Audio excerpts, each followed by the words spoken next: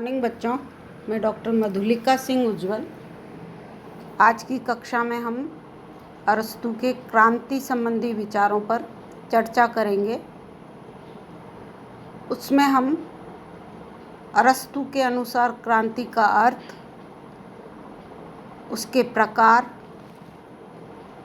क्रांति के उद्देश्य, उसके कारण और फिर आगे की कक्षाओं में क्रांतियों को रोकने के उपाय और उसकी इस क्रांति संबंधी अवधारणा की आलोचना करेंगे।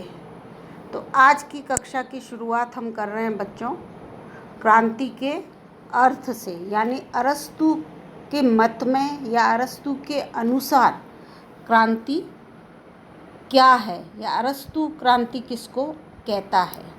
तो बच्चों, अरस्तू के मत में किसी राज्य की जनता द्वारा सशस्त्र विद्रोह करना मात्र ही क्रांति नहीं है।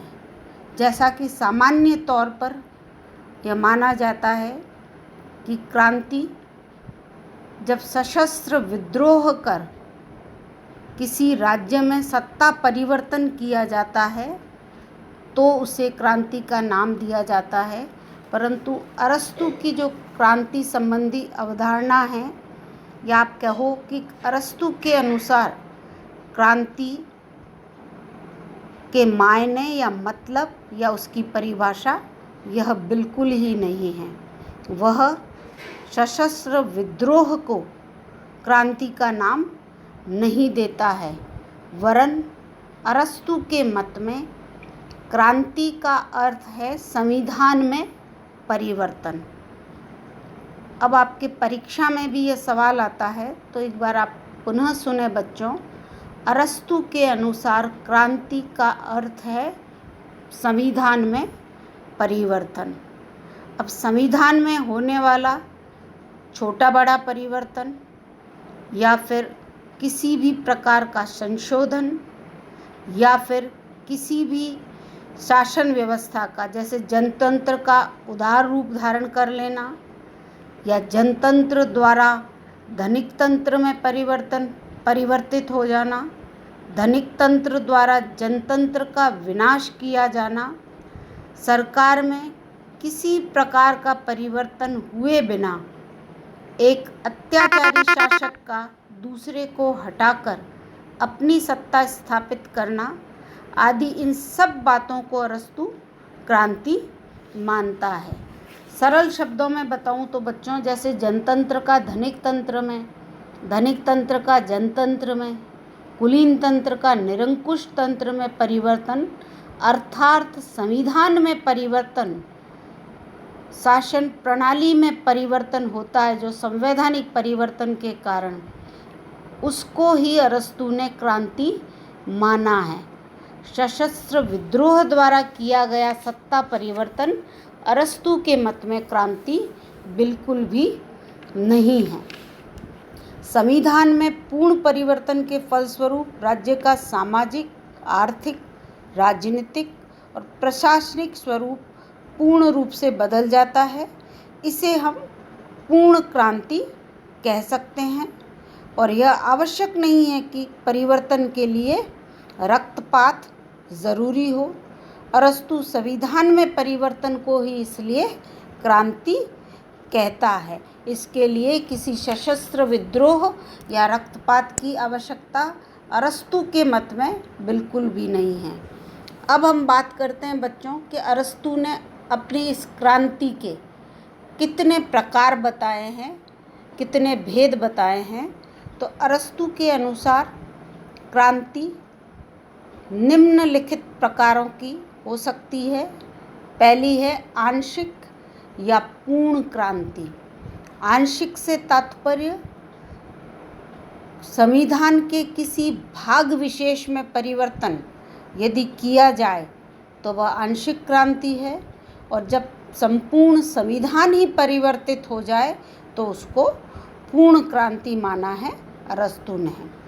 दूसरा प्रकार वह बताता है रक्तपूर्ण क्रांति या रक्तहीन क्रांति।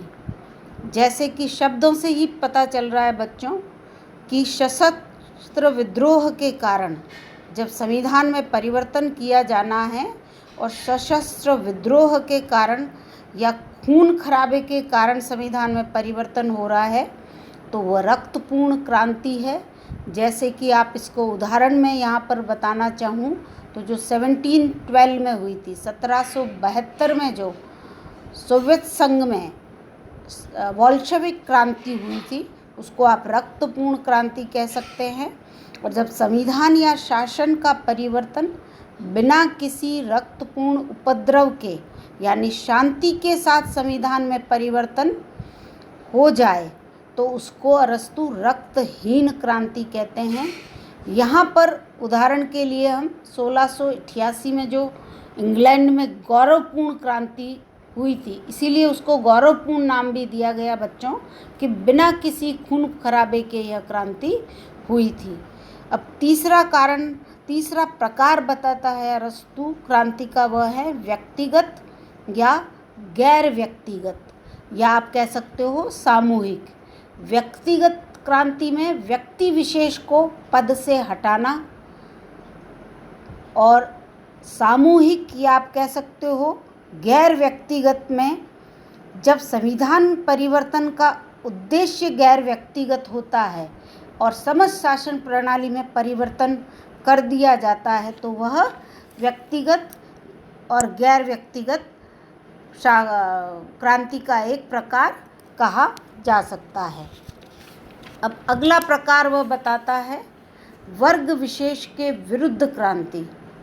इसके तहत अरस्तु कहता है कि इसमें राज्य के निर्धन व्यक्ति राजतंत्र या धनिक तंत्र के विरुद्ध विद्रोह करते हैं, या फिर धनिक व्यक्ति राजतंत्र या जनतंत्र के विरुद्ध क्रांति करते हैं।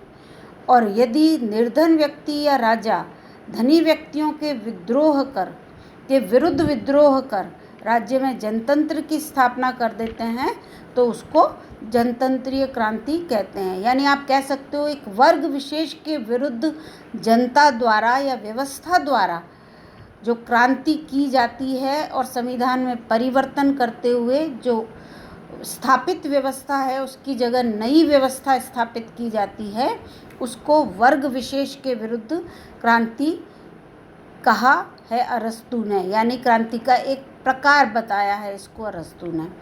अगला जो प्रकार है क्रांति का वह बताया है अरस्तु ने वाग्वीरों की क्रांति।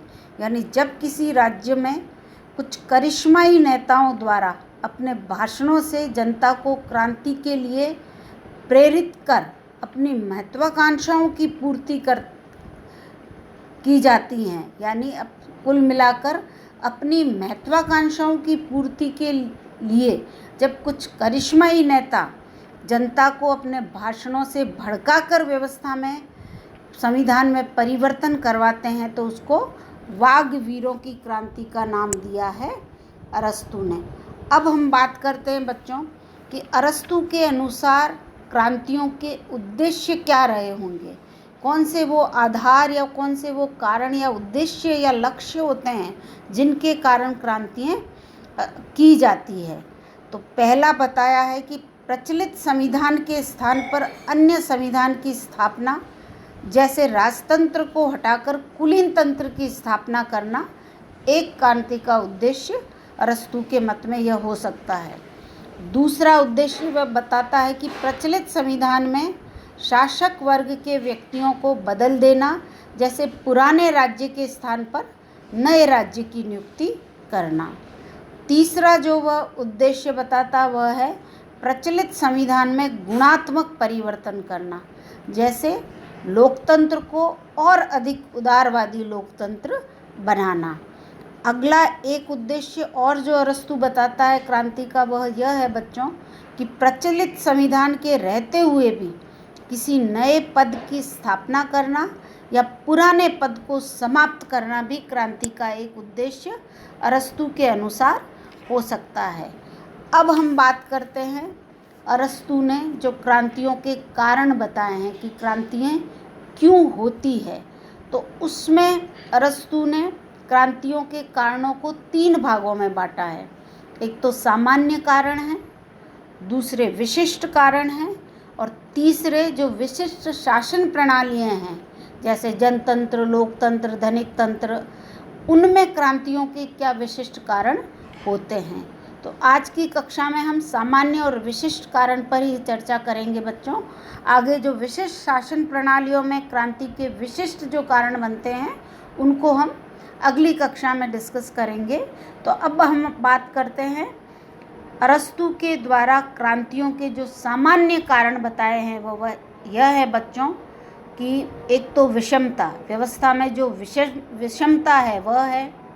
फिर वर्ग विशेष के विरुद्ध समानता का जो अभाव है और जिसके कारण निरंतर व्यवस्था में जो एक द्वेष की भावना विकसित होती है वह क्रांति का एक सामान्य कारण बन जाती है।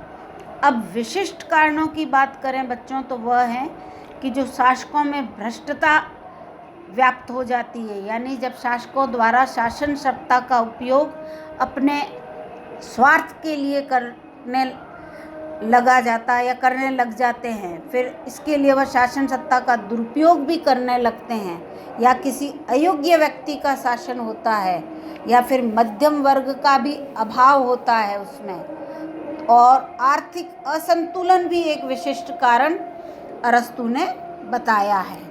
तो इस प्रकार से सामान्य और विशिष्ट कारण हमने अपनी इस कक्षा में डिस्कस किए बच्चों। अब विशिष्ट शासन प्रणालियों में जो क्रांतियों के विशिष्ट कारण हैं उन पर हम आगे की कक्षा में चर्चा करेंगे। तो थैंक यू बच्चों।